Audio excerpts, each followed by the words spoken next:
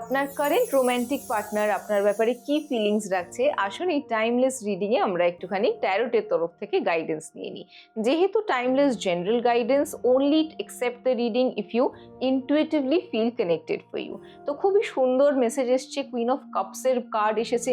So definitely আপনি যাকে নিজের রোমান্টিক পার্টনার হিসেবে এখন ভাবছেন সে অবশ্যই আপনাকে কিন্তু ভীষণই আপনার প্রতি একটা পজিটিভ ফিলিং রাখে।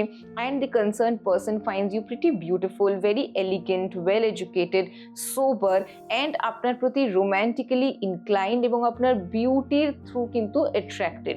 অলসো আপনার ফাইন্যান্সিয়াল প্রসপেরিটি বা আপনার কাজের যে স্কিলস আছে সেটার প্রতিও কিন্তু অ্যাট্রাক্টেড এবং আপনাকে ভীষণই সাকসেসফুল, ভালো, পজিটিভ, ওয়েল টু ডু একজন মানুষ হিসেবে সে কিন্তু পারসিভ করছে।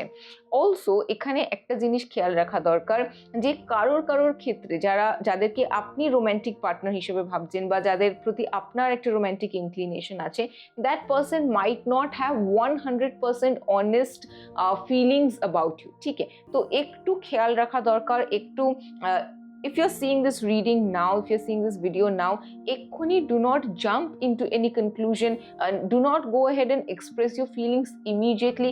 Ekটু wait korun, let your partner come up and communicate to you. You can drop hints and indications, but it is important that your partner comes up and speaks to you.